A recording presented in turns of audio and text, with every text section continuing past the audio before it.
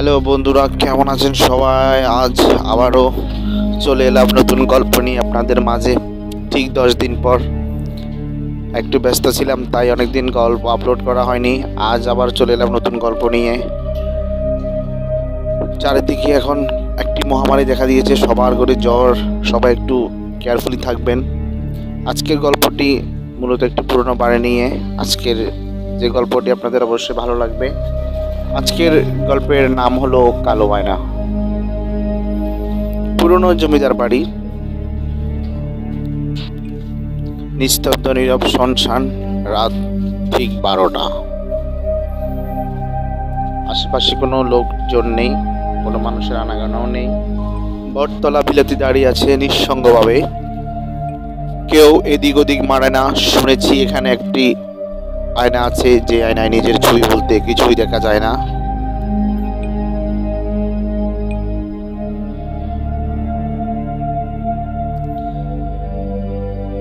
শোনা যায় একটা আয়নার মধ্যে আটকে আছে আত্মা। লোকজন বলে ওটা কালো জীবন্ত আত্মার ঘর। কেউ একবার তাকালে নিজের ছায়া নয়, অন্য কিছু দেখে। বাড়ির মালিক ছিল জমিদার হরিদাস রায়। তার কন্যা কুন্তলা ছিলেন অপূর্ব সুন্দর, কিন্তু সে সৌন্দর্য হয়েছিল তার জন্য অভিশাপ। একদিন তিনি নিখোঁজ হয়ে যান, খোঁজ মেলেনি আর কখনো। ঢাকা থেকে এসেছে 4 বন্ধু, নাম আদনান, রুনা, আশিক, মিশু। ওরা বিভিন্ন চ্যানেলে কাজ করে। ভূতের গল্পে বিশ্বাস করে না কেউ, তাই শুনে ঠিক করে বটতলা বিলার ঘুরে দেখা যাক। গ্রামের মানুষ বাধা দিল, বলল রাতটা চলে যাক, তারপর আমরা মিলাই যেও। কিন্তু ওরা এসে উঠিয়ে দেয়। তারা ড্রোন, ক্যামেরা, ইনফ্রারেড লাইট নিয়ে বেরিয়ে পড়ল। বিলার কাছাকাছি আসতেই জিপিএস কাজ করা বন্ধ করে দিল। মোবাইল নেটওয়ার্ক নেই। বাড়ির গেট খুলতেই কর্কশ শব্দ, যেন কেউ দীর্ঘদিন পর খুলেছে। দরজা ঠেলে ভেতরে ঢুকলো 4 জন। ঘরে ঘরে ধুলা, জাল আর পচা কাঠের গন্ধ। হঠাৎ একটা ঘড়ি বেজে উঠল, যদিও বন্ধ থাকার কথা। সোহেল বলল, ঘড়িটা চলল কিভাবে বলে? ওনার দেখলো দেয়ালে ঝুলছে অদ্ভুত একটা আয়না। কালো কাঁচ, পেছনে খোদাই করা কিছু সংস্কৃত মন্ত্র। তাকাতেই তার চুল খাড়া হয়ে গেল। আয়নায় সে নিজের ছায়া দেখলো না, বরং দেখলো একজন মেয়েকে। সাদা শাড়ি, লম্বা চুল আর চোখে খালি শূন্যতা। রুনা চিৎকার করে পেছনে ফিরতেই কেউ নেই। আয়নাটা আবারও স্বাভাবিক। আদনান বলল, বেশি ভাবিস তো তুই। কিন্তু এরপর হঠাৎ মিশুকে দেখা যায় না। তাকে খুঁজেও পাওয়া যাচ্ছে না। সব ঘর খুঁজেও কোথাও নেই মিশু। হঠাৎ দরজা বন্ধ হয়ে গেল নিজে থেকেই। চিৎকার করে কেউ শুনছে না। আলো ঝাপসা হয়ে এলো।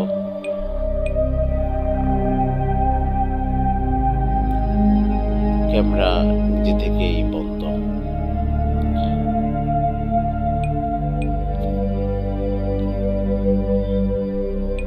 একটি পুরনো নোটবুক পাওয়া গেল, জমিদার হরিদাসের লেখা। আমার কন্যা কুন্তলা আত্মহত্যা করেনি, ওর উপর ভর প্রয়োগ করেছিল কিছু। আয়নাটা ওর ছিল, ওখানে আটকে আছে সে। যদি কেউ তাকায়, সে আর নিজের ছায়া দেখে না। বন্ধুরা বুঝতে পারলো এটা একটা কোনো বানানো গল্প নয়। রুনা হঠাৎ চোখে অন্ধকার দেখতে শুরু করলো। সে এখন আয়নার মধ্যে কুন্তলার মতো দেখাচ্ছে। আমার নাম এখন কুন্তলা বলে হাসছে সে ঠাট্টা গলায়। আদনান ও সোহেল ভয় পেয়ে পালাতে চায়, কিন্তু রুনা আর নেই। তার মুখ বিকৃত, চোখে রক্ত বেয়ে পড়ছে। আয়নায় দেখা যাচ্ছে সোহেল আর আদনান, কিন্তু অন্য সময়ের চেয়ে অনেকটাই ভিন্ন। মনে হচ্ছে ওরা আটকে যাচ্ছে ধীরে ধীরে। আয়নাটা যেন টানছে। সোহেল পড়লো আয়নার দিকে, তার সাথেই মিলিয়ে গেল। আদনান বাঁচার অনেক চেষ্টা করলো। সে দৌড়ে গেল বেসমেন্টে, সেখানে পেল কাঠের এক বাক্স। লেখা বন্ধ করো। আয়না বক্সে থাকা এক লাল রঙের কাপড় দিয়ে আয়নাটা সে ঢেকে দিল। সাথে সাথে পুরো বাড়িটা কাঁপতে লাগলো। ঝিম ঝিম একটা শব্দ চারিদিকে। ঘড়ির কাঁটা ঘুরছে বা উল্টো দিকে। আয়নার ভেতর থেকে চিৎকার, হাহা, তুমি কি ব্যর্থ চেষ্টা করছো? আমায় থামাতে পারবে না। আদনান জানালা ভেঙে লাফ দিল, বাইরে গিয়ে পড়ল। চেতনা হারালো সে।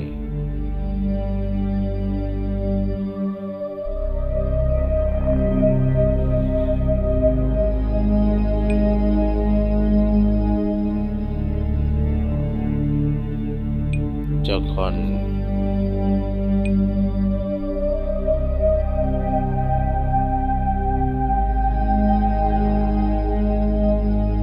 পরে গ্রামের লোক তাকে উদ্ধার করে, পেছনে ফিরে তাকাতে গিয়ে সে চাইল না বাড়িটার নিস্তব্ধ যেন কিছু হয়নি।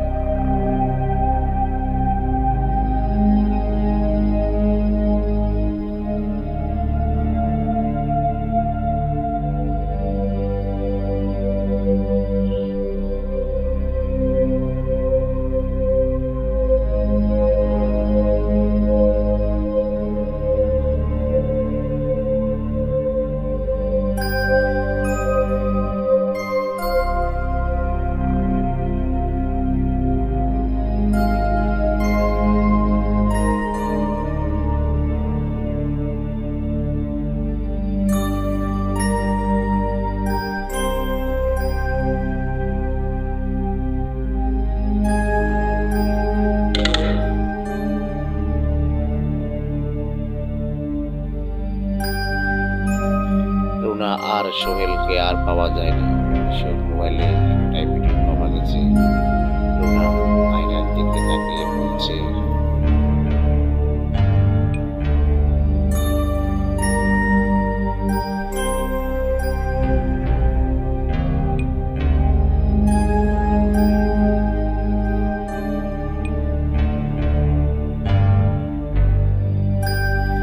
আমরা চলে যাচ্ছি, কিন্তু কেউ না কেউ আসবে।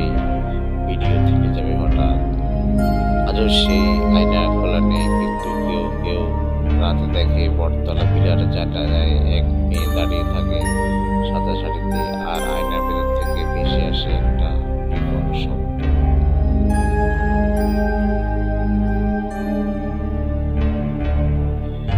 এভাবে 5 বছর কেটে যায়। আদনান ঢাকায় ফিরে গিয়ে কখনো ভূতের ভিডিও দেখেনি, বন্ধুদের ছবি ঘরে টাঙানো, কিন্তু সে চায় না এগুলো কেউ জিজ্ঞেস করুক। রুনা, সোহেল, বিশু সবাই হারিয়ে গেছে বটতলা প্রায়। পুলিশও কেস ফাইল বন্ধ করে দেয়, কোনো প্রমাণ নেই, কিন্তু আদনান জানে এসব কিছুই সত্যি। একদিন হঠাৎ এক চিঠি আসে। চিঠিতে লেখা, তোমার বন্ধুরা এখনো বেঁচে আছে, আয়নার ঘরে আটকে আছে। কোনো নাম নেই, শুধু একটা ছবি। আয়নার নিচের দিকে লেখা, গভীর রাতে আয়না আবার জেগে উঠবে। চিঠির সঙ্গে একটা পেন ড্রাইভ চালাতেই দেখা গেল নতুন ভিডিও। রুনা কাঁদছে আর বলছে, আমি এখন কুন্তলা না, আমি রুনা, বাঁচাও। আদনানের গা শিউরে উঠল। এবার সে একা নয়, তার সাথে যুক্ত হলো পার্সোনাল রিচার্জার, নাম ছিল ঋত্বিক ও বিজয় পালকিওয়ালা। তারা নিজেদের অনুসন্ধান টিম বলে পরিচয় দেয়। তারা নিয়ে আসে স্পিড বক্স, ইএমএফ রাডার এবং একটি পবিত্র তামার আয়না। পরে কালো আয়নার শক্তি ভাঙতে হলে চাই এক বিপরীত আয়না, কারণ কাঁটা দিয়েই কাঁটা তুলতে হয়, এমনই প্রবাদে আছে।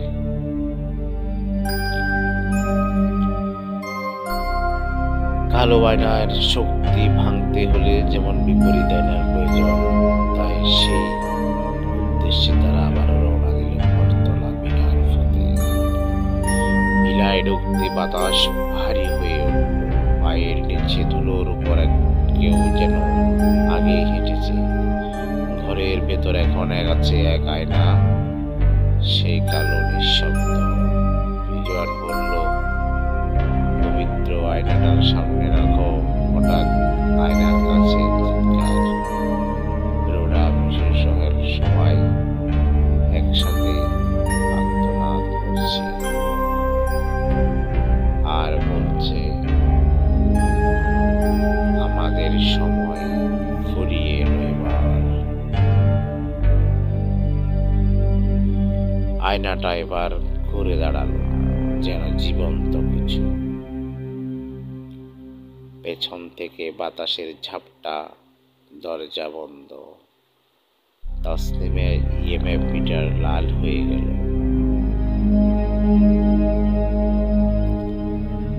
চারপাশে ছায়া ঘুরছে, মৃদু কাঁপুনি ছায়া হাত ছুঁতে চাইছে। রিজওয়ান বলল, এটা লুপ তৈরি করছে, এখনই কাজ করতে হবে।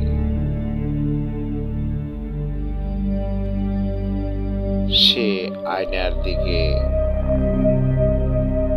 তামার আয়নাটা তাক করে ধরল।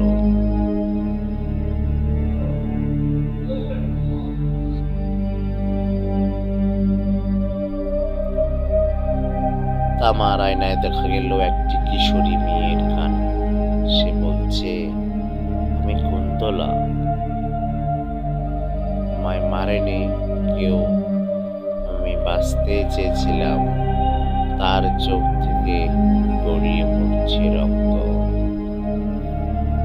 তার পেছনে দাঁড়িয়ে এক কালো ছায়া, বিশাল বিকৃত মুখ, গলিত গলা।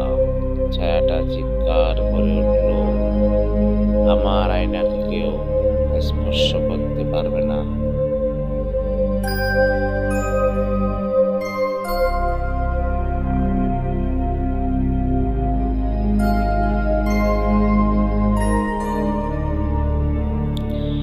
যা আমার তা আমারই কেবল। রুনার শরীর কাঁপছে। সে চিৎকার করে বলল, আদনান, আমাকে বের করো না। তুমি গেলে ওরা আমাকেও টানবে আবার।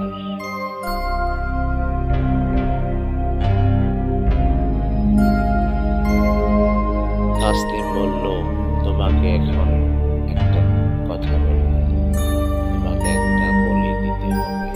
আদনান জিজ্ঞেস করল, কি বলল?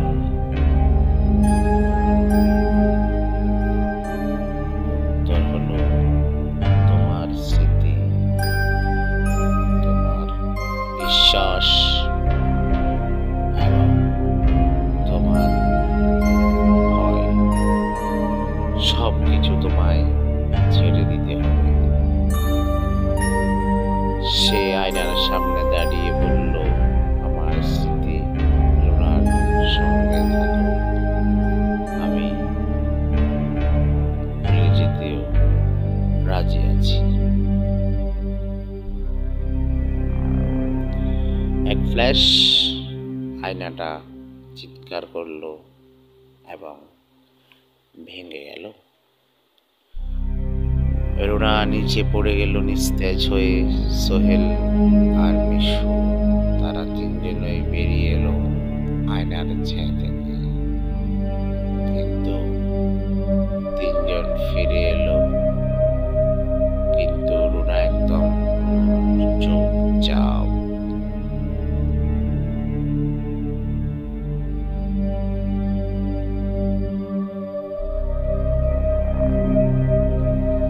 সে চোখে তাকিয়ে বলল, তুমি কে? আদনান জবাব দিল, তোমার বন্ধু।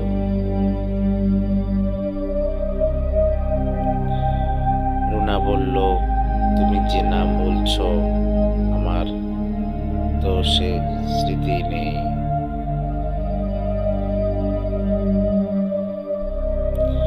সোহেলও অদ্ভুত ভাবে হাসলো, বলল, আমরা তো ফিরে এলাম, কিন্তু কোথা থেকে?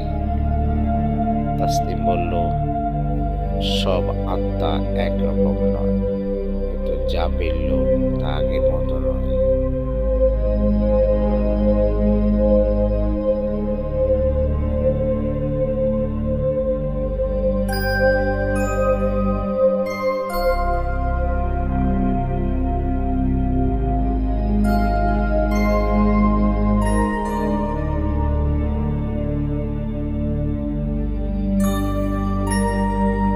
সবাই ফিরে গেল ঢাকায়। ওরা কখনো আয়নার সামনে ফিরে তাকায় না। আদনান রাতে ঘুমাতে গেলে এক কণ্ঠস্বর শুনতে পায়, তুমি আয়নাকে ভেবেছ নষ্ট, কিন্তু আমি ছিলাম তার প্রতিচ্ছবি। আপনি কোন? তোমার মধ্যেই আছি। ঘরের আয়নায় নিজের ছায়া দেখতে পায় না আদনান, শুধু একটা ছায়া, লম্বা চুল, রক্তাক্ত মুখ আর চোখে শূন্যতা।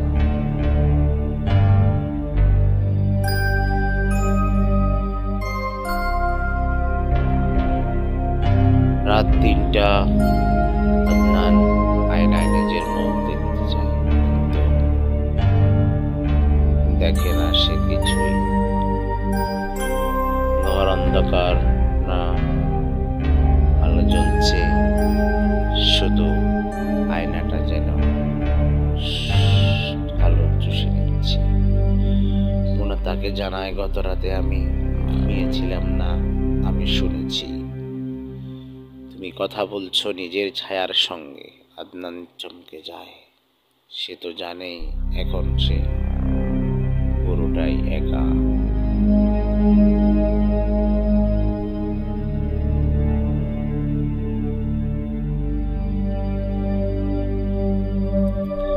আয়না এখনো ভাঙেনি,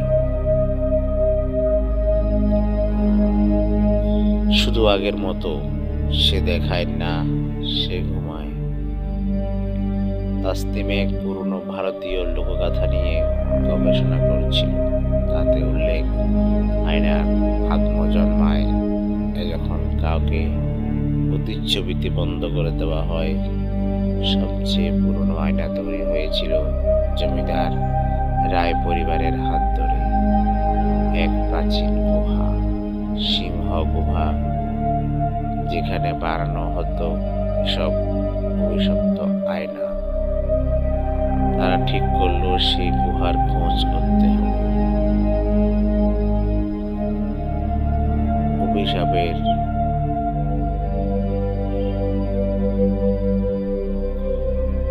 জন্মস্থলে না গেলে আত্মার চিরতরে কখনো মুক্ত হবে না।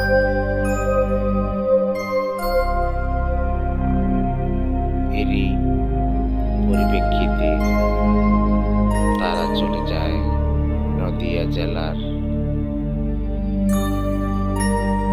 এক পাহাড়ি অঞ্চলে।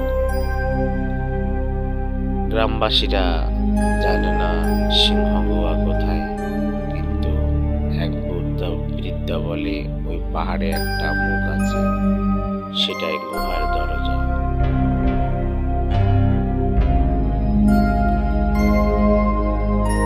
তবে সূর্যাস্তের পর ওদিকে প্রতিচ্ছবি ওখানে ভাঙে। তারা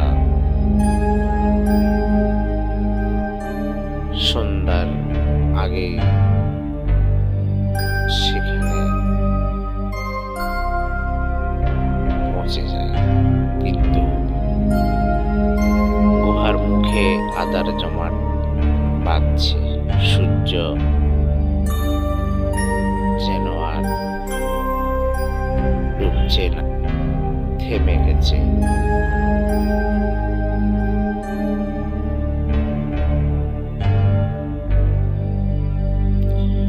গুহার ভেতরে গিয়েই তারা শুনতে পেল, ফিরে যাও, তোমাদের সময় ফুরিয়ে গেছে।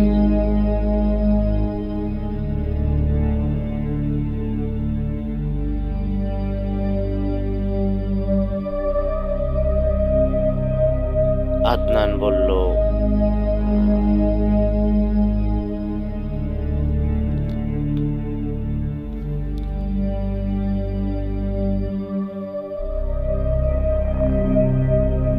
এখন নয়, এবার সত্যি শেষ করতে এসেছি।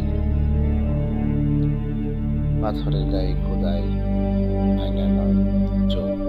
প্রতিটি আয়নার পেছনে এক আত্মা বসে থাকে।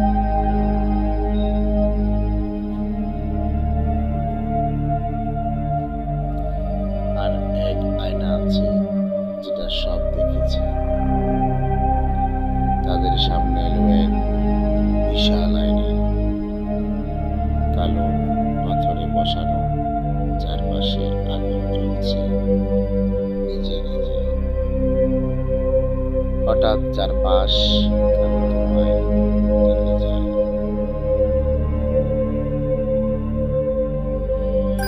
এক কণ্ঠস্বর, পুরুষ আর নারীর কণ্ঠ একসাথে। আমি আয়নার রাজা,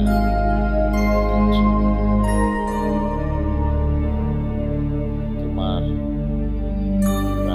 আমার খেলা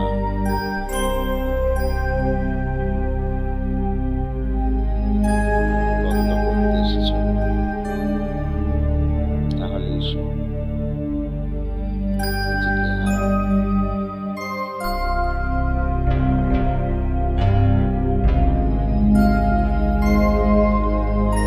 তাদের সামনে জীবন্ত ছেলে দাঁড়ায়।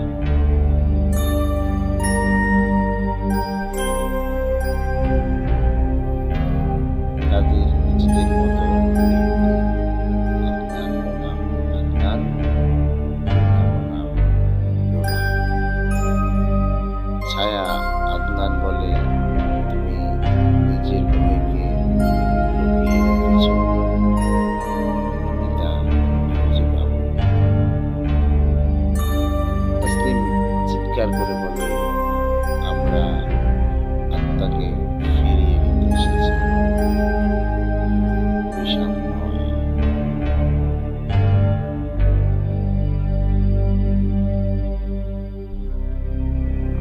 গুহা কাঁপছে, ছাদ থেকে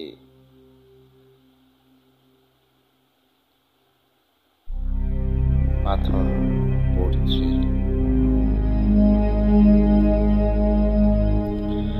আর আয়না ফেটে যাচ্ছে।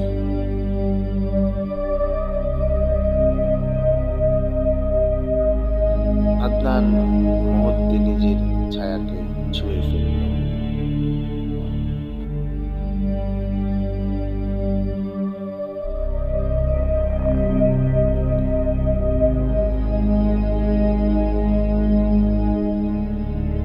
এবং সেই মুহূর্তে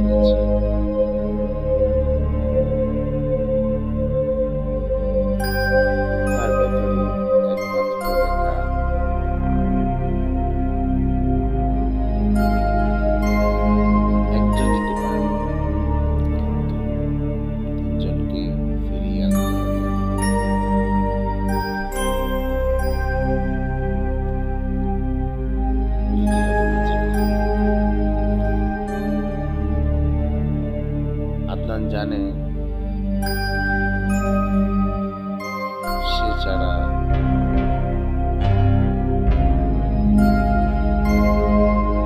কেউই আনতে পারে না।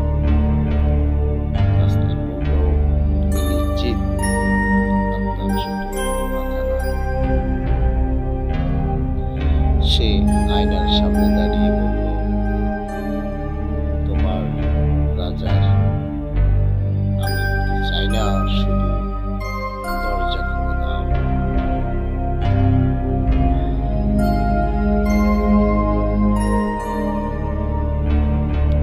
এক বিস্ফোরক আয়না চিৎকার করে বেরিয়ে এলো। আলো ছড়িয়ে পড়ল। তাসলিম জ্ঞান ফিরে পেল।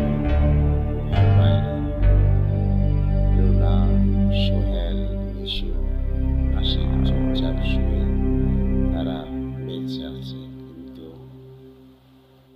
নেই শুধু আদনান।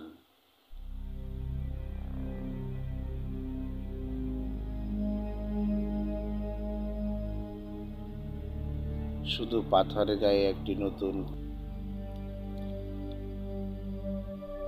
আয়নার রাজা আজও পাহারা দেয়। অন্যদের মুক্ত করে সে নিজেই রয়ে গেছে ভিতরে। রুনা আয়নার কাছে তাকিয়ে আদনানকে দেখতে পায়, শান্তভাবে দাঁড়িয়ে সে হাসছে।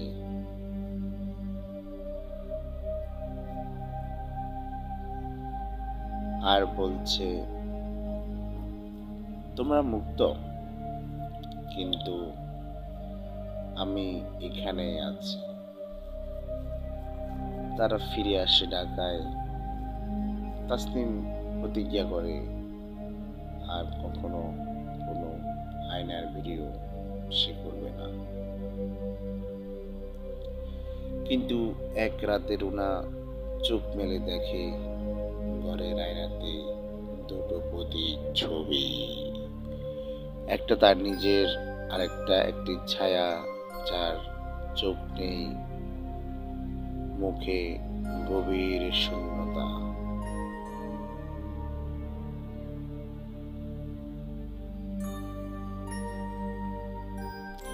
পাশ থেকে কণ্ঠ ভেসে আসে, আয়নাটা এখন তোমার, আমি শুধু পাহারা দিচ্ছি।